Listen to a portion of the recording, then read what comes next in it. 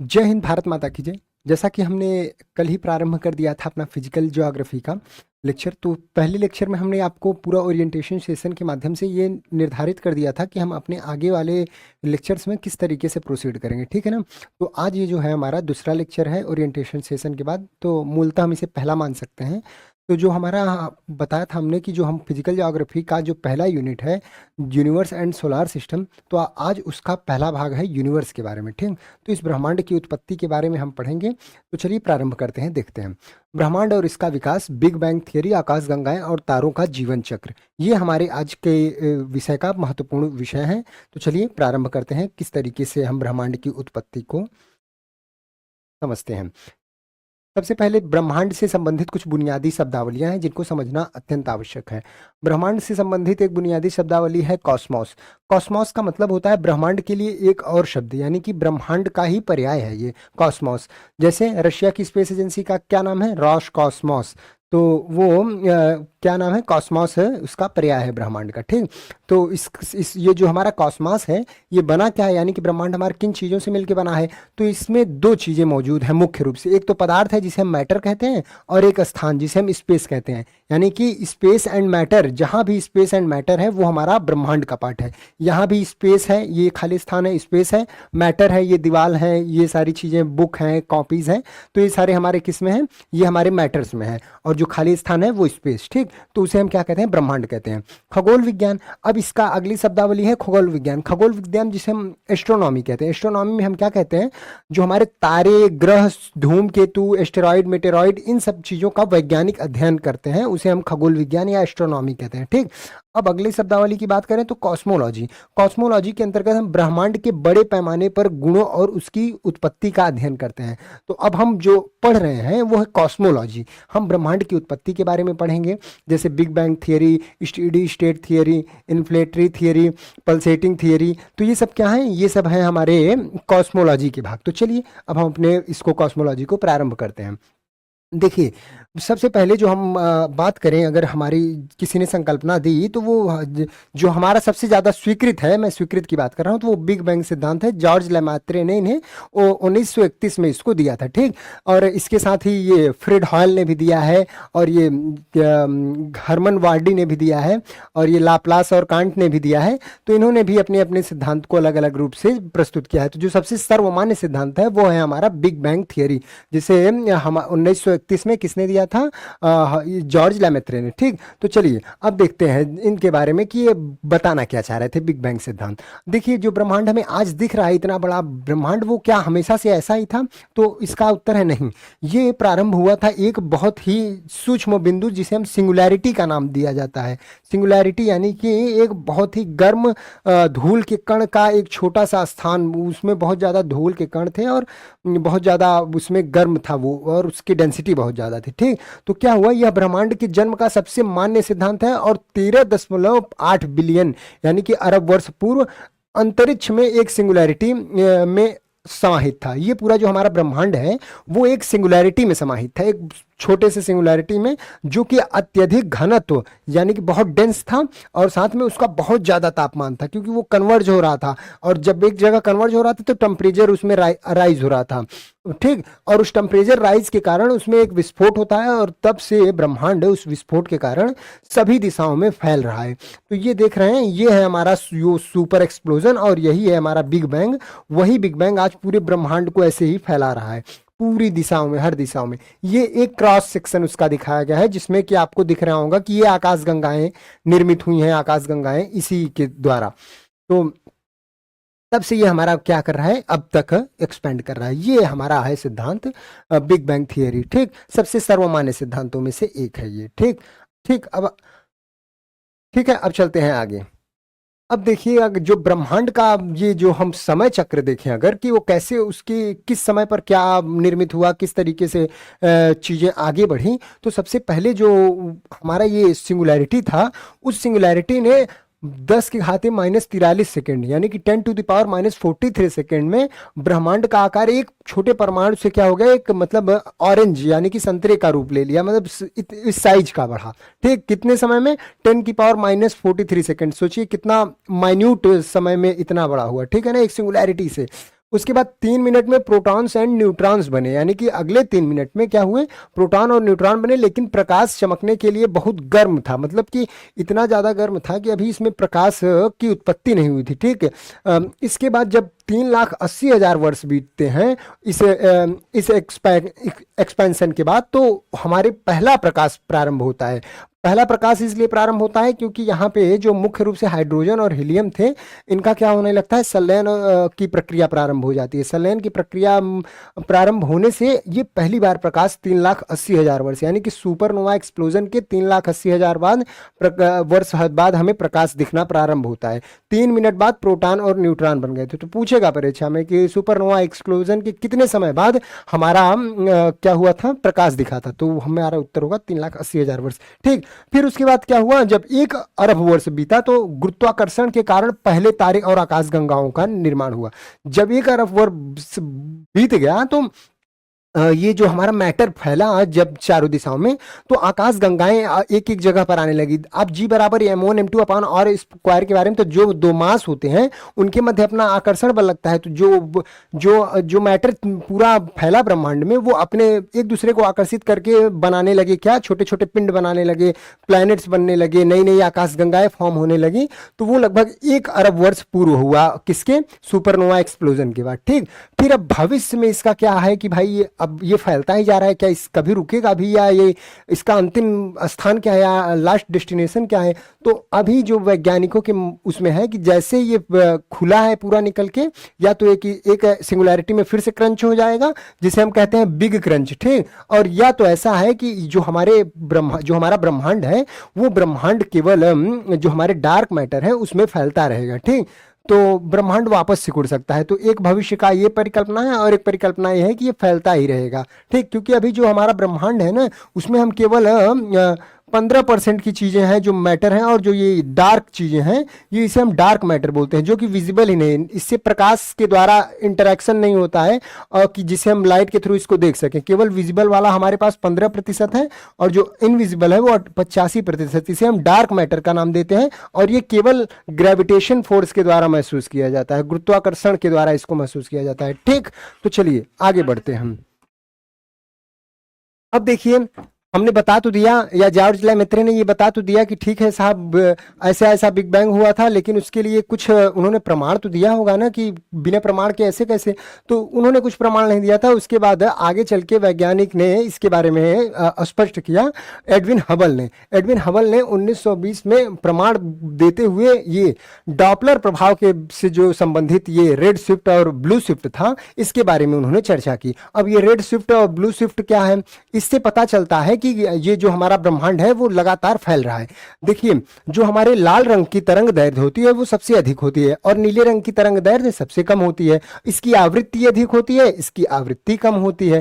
ठीक, तो जब कोई भी चीज दूर जाती है आपसे, जब कोई भी चीज दूर जाएगी आपसे, तो उसकी तरंग दैर्ध्य बढ़ती जाएगी। ठीक, तरंग दैर्ध्य बढ़ती हुई आ जाएगी, क्योंकि अगर मान लीजिए आपके पास कोई गाड़ी, एम्बुलेंस आ रही है, तो एम्बुलेंस आ रही है आपके पास, दूर से आ रही है, तो जैसे जैसे पास आएगी तो उसकी आवृत्ति बढ़े, क्या होगी, आपको सुनाना, उसकी आवाज़ तेजी बढ़ती जाएगी, जैसे दूर निकल जाएगी फिर स्लो हो जाएगी।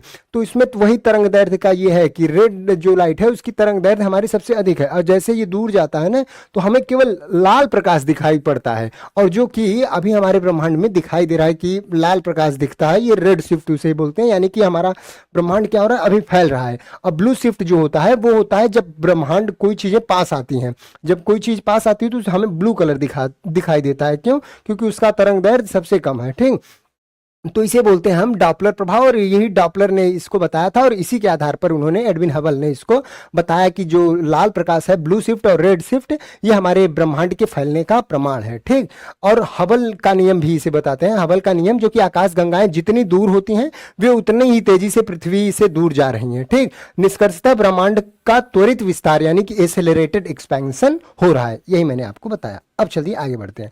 आगे एक और प्रमाण देते हैं, ये इसे सीएमबी बोलते हैं, कॉस्मिक माइक्रोवेव बैकग्राउंड बोलते हैं इसको, और गुरुत्वाकर्षण तरंग, दो प्रमाण हैं ये। और तो ये जो कॉस्मिक माइक्रोवेव बैकग्राउंड था, यह बिग बैंग के समय में जो हुआ, जब बिग बैंग हुआ तो वहां से बहुत ज्यादा लाइट निकली, और वो लाइट आज भी ब्रह्मांड में धीमी धीमी धीमी, यानी कि पूरा ब्रह्मांड एकदम काला अंधेरा नहीं है, उसमें हल्की हल्की सी प्रकाश दिखता है, हल्का हल्का प्रकाश लाइट दिखती है। तो वो बताते हैं कि ये ऐसी घटना हुई रही होगी, तभी ये पुरानी जो हमारी रोशनी है, ओल्डेस्ट लाइट है, अब वो आज ब्रह्मांड में एक धीमी चमक के रूप में मौजूद है। तो आज भी वो लाइट मौजूद है, इसका मतलब कुछ ऐसा एक्सप्लोजन हुआ रहा होगा। तो ये भी प्रमाण एक था। और जो अगला प्रमाण था, ये गुरुत्वाकर्षण तरंगों से संबंधित था। तो इन्होंने बताया गुरुत्वाकर्षण तरंगों के बारे में कि ये जो, मान लीजिए हमारा पूरा ब्रह्मांड एक चादर है, ठीक, और जब उसमें इस चादर में दो ब्लैक होल अगर कोलैप्स होंगे तो एक बहुत तेजी की आवाज आएगी, और वो आवाज क्या होगा कि पूरे ब्रह्मांड में फैल गई।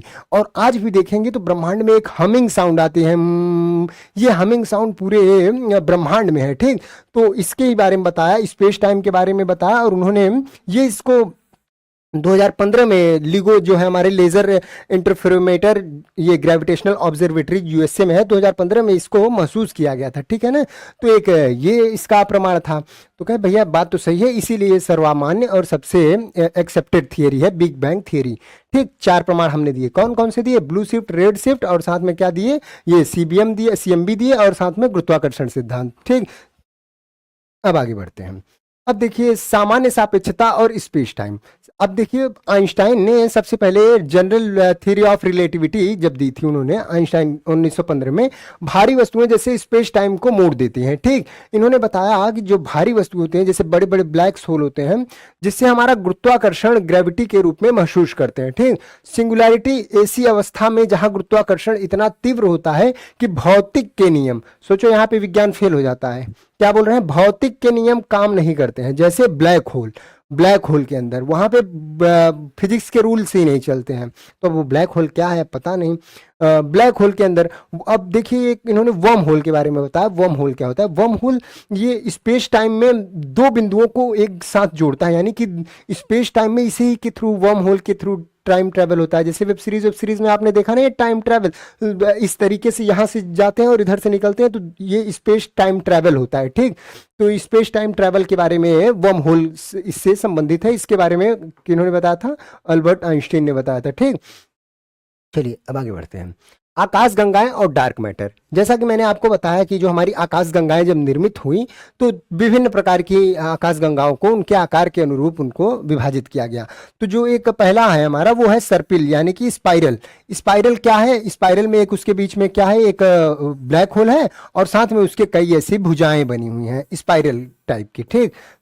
तो ये हो गई एक स्पाइरल। दूसरी है हमारी दीर्घवृत्ताकार। दीर्घवृत्ताकार जो है हमारी, मतलब कि उसका जो विस्तार है वो एक दीर्घवृत्ताकार की तरह है, ठीक, दीर्घवृत्त की तरह। अगली है जो अनियमित है, इरेगुलर है, इधर कहीं थोड़ी इधर उधर ऐसे ऐसे, तो इरेगुलर शेप में वो है हमारी आकाशगंगा, ठीक। तो ये 3 प्रकार की आकाशगंगा गुरुत्वाकर्षण द्वारा बंधे तारों, गैस और धूल का एक तंत्र है। आकाशगंगाएं क्या है हमारा? गुरुत्वाकर्षण द्वारा, क्योंकि बीच में क्या है? एक ब्लैक होल है जो कि इसको पकड़ के रखता है। तारों, गैस और धूल के एक तंत्र हैं। सर्पिल, जैसे कि मैंने बताया, सर्पिल नई तारों का निर्माण, जैसे मिल्की वे, यानी कि हमारा जो मिल्की वे है वो एक कौन सी आकाशगंगा है? सर्पिल, यानी कि स्पाइरल है, ठीक। जो दीर्घवृत्ताकार है वो पुराने तारे, यानी कि कम चमक, ये जब खत्म होने लगता है, तारे का नाश होने लगता है, तारे की मृत्यु होने लगती है, तब उस स्थिति में आ जाते हैं। डार्क मैटर, डार्क मैटर यह अदृश्य पदार्थ है जो ब्रह्मांड में 85% हिस्सा बनाता है, ठीक। यह प्रकाश के साथ प्रतिक्रिया नहीं करता, केवल गुरुत्वाकर्षण के माध्यम से महसूस होता है। ये मैंने आपको बता दिया कि ब्रह्मांड में जो है 15% जो हमें विजिबल मैटर है और जो डार्क मैटर है वो 15% है, ठीक। तो उसको हम केवल गुरुत्वाकर्षण से ही महसूस कर सकते हैं, ठीक। तो ये है हमारा आकाशगंगाओं के प्रकार और डार्क मैटर के बारे में। अब आगे बढ़ते हैं। अब ये जो हमारी आकाशगंगा है, जिस आकाशगंगा में हम हैं, उसके बारे में समझ लेते हैं। तो जब हमारा एक्सप्लोजन हुआ, सुपरनोवा, ये सिंगुलैरिटी से उसके बाद आकाशगंगा बनी, तो जो हमारा आकाशगंगा बनी, उस आकाशगंगा को, ये हमारी जो है स्पाइरल आकार की है, स्पाइरल वाली टाइप है, ठीक। और जो इसके बीच में ब्लैक होल है, उस ब्लैक होल का क्या नाम है? Sagittarius A.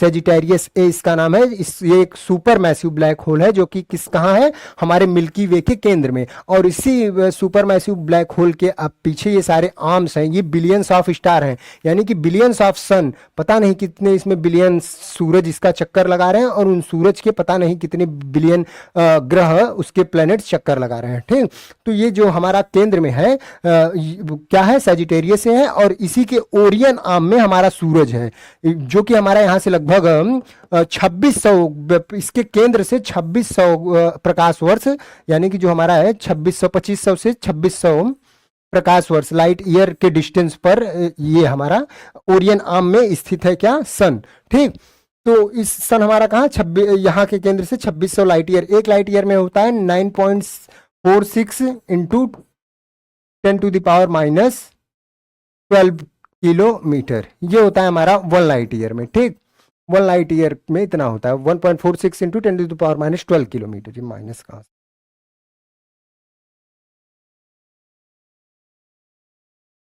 इंटू 10⁻12 किलोमीटर, इतना होता है। ठीक, आकार, आकार यह एक चपटी डिस्क जैसी सर्पिल आकाशगंगा है जिसके केंद्र में उभार है। ठीक, तारे इसमें 100 से लेके 400 बिलियन तारे, यानी कि 100 से लेके 400 बिलियन सूरज हैं इसमें। ठीक, सूर्य की स्थिति कहाँ है, सूर्य के केंद्र से 2600 प्रकाश वर्ष दूर ओरियन आर्म में स्थित है। सूर्य को आकाशगंगा का एक चक्कर लगाने में 220 मिलियन वर्ष लग जाता है, यानी कि ये सूर्य हमारा इस आकाशगंगा का एक चक्कर कितने साल में लगाएगा, 220 मिलियन वर्ष लगेगा, फिर जाके सूरज यहाँ से पूरे इस उसमें आएगा, किस आर्म में है, ओरियन आर्म में। चलिए अब आगे बढ़ते हैं।